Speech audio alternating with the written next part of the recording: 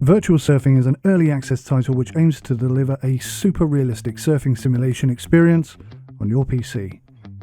Long gone are the days of Kelly Slater Pro Surfer on the PS2, which was far more of an arcade-based game. There has been little movement in this area of gaming since then, especially for PC players, and whilst there are some glaring omissions to Virtual Surfing right now, with the latest update, the most important part has been realised: surfing.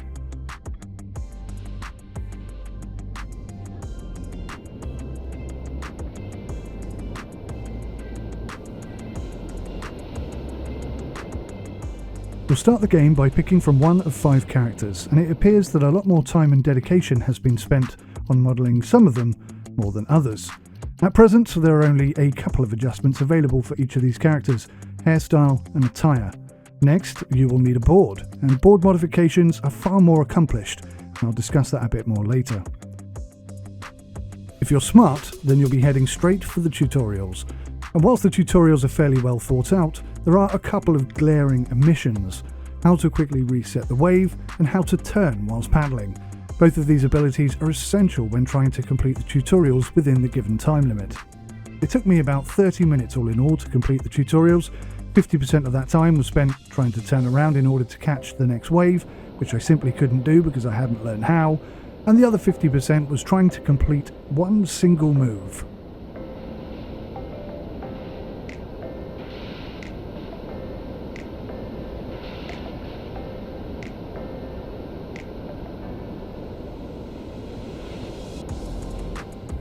Once you have passed the tutorial stage, it is time to begin your career. Sadly, this aspect of the game is significantly lacking. I'll discuss that in a bit more detail in a bit.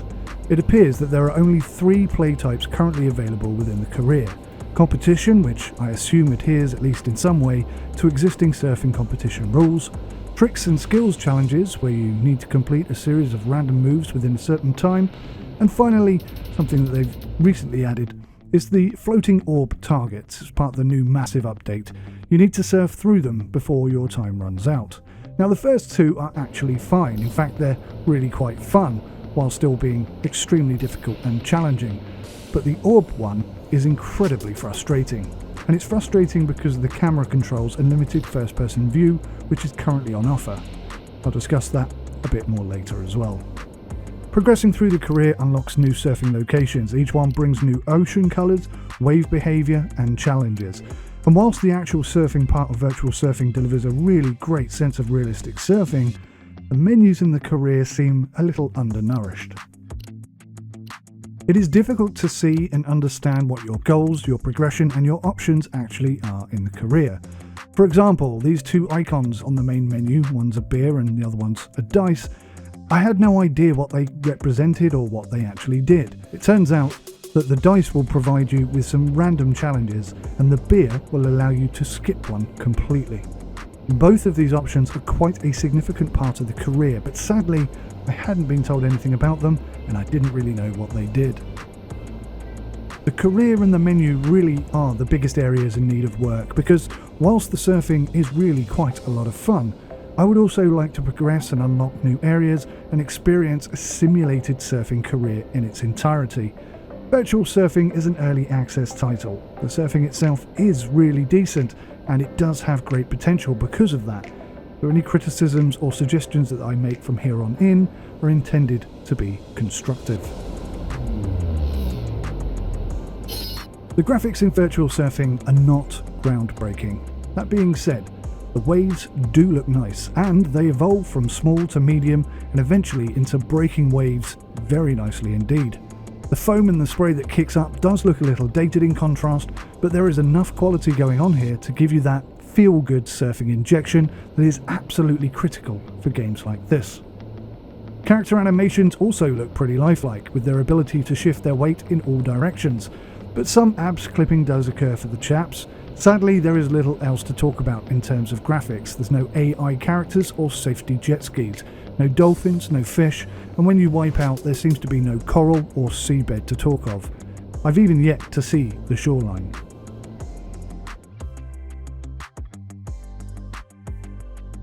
Virtual Surfing aims to be a surfing simulator. Indeed, there is now a hardcore realistic simulation mode in the menu, which I turned on instantaneously.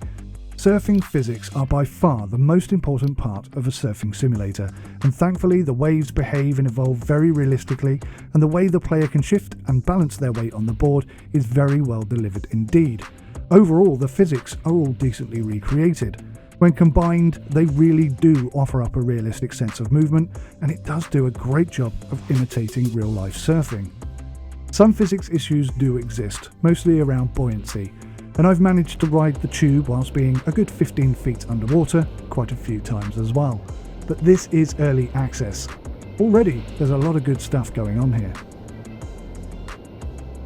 Now, if you're a regular viewer to Sim UK, you'll know that my opinion of audio is that it's about 60% of immersion.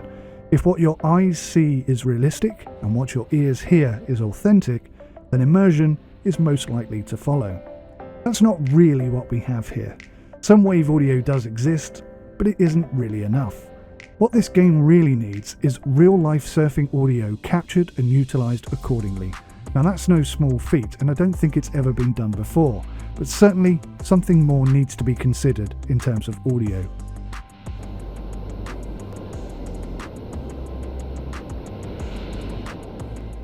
So whilst the audio is lacking, the surfing experience on the most part is significantly better. Twisting, turning, jumping and bouncing your way up, down and through the waves at times feels absolutely amazing. I've read quite a lot of negative reviews about this game, mostly complaining that the handling is too sensitive, but I really don't think they are. Just like surfing, it takes time to become proficient at it. The controls on offer, I think, do a really great job of recreating real-life movement, the same kind of movement that you get when actually riding a wave. And I surfed, admittedly very badly when I was a kid, so I do have some experience. When riding on a wave, any slight variation of weight distribution or direction can have a significant effect. And after a few hours of practice, I started to get used to the game, and I even considered if perhaps it's not quite sensitive enough. Perhaps a longboard for absolute beginners should be encouraged.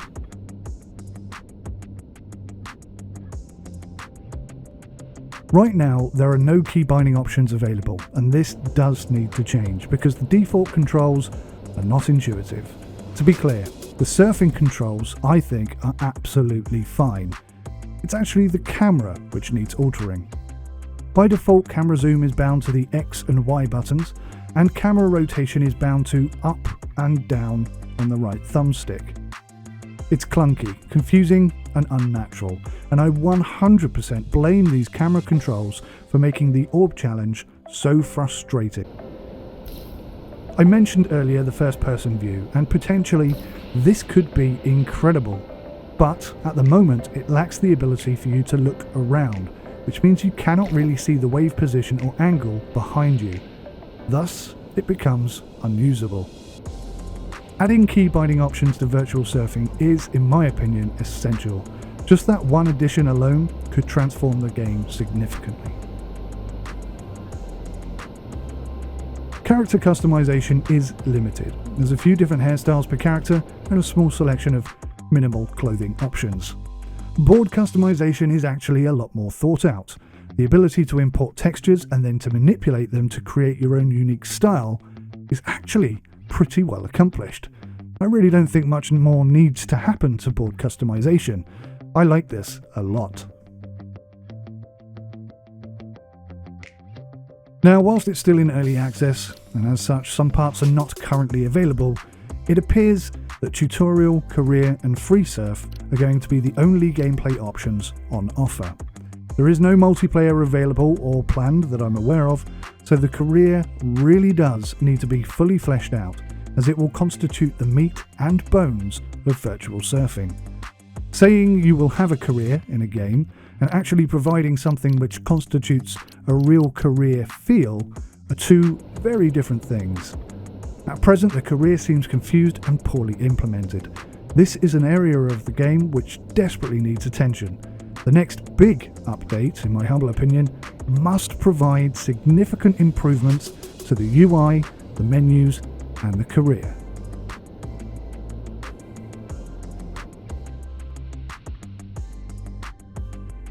£15 for what virtual surfing currently offers is not going to make many people smile. Make no mistake, this is going to be an investment. If you really want to see a realistic surfing simulator for your PC, then this is a very decent option. Now, as with all early access titles, there's going to be a lot of reliance upon the developers to deliver not necessarily what they want, but what we, the supporters of the game in early access, want to see. With early access games, what many developers seem to get wrong is that the moment they allow people to buy into the early access, the project is no longer 100% their own. By inviting people in to support them in early access, they have partly given some of the game's directional control to the community.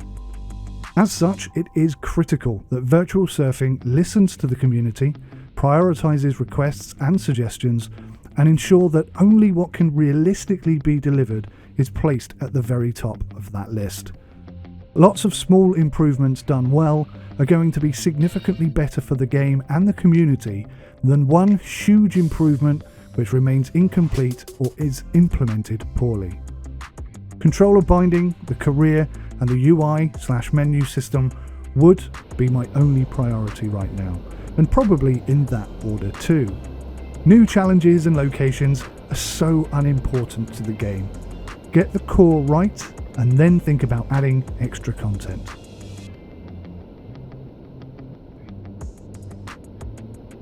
Now, I have to say that I really enjoyed playing Virtual Surfing.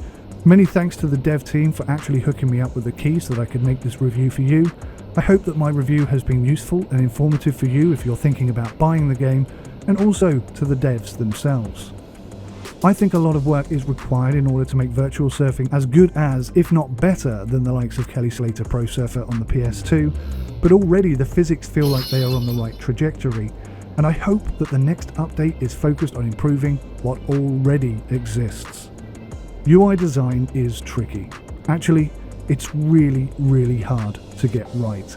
And I always encourage all dev teams to seek advice from UI professionals if they want to get that high level of polish into their game. It matters a lot more than most people realise. Now, there's a lot more to Virtual Surfer than I have seen. I haven't quite got the skill set yet to really unlock everything, and I will enjoy progressing and seeing this one evolve. I'll be uploading some gameplay footage here, there and everywhere, so hopefully you'll keep your eyes open for that.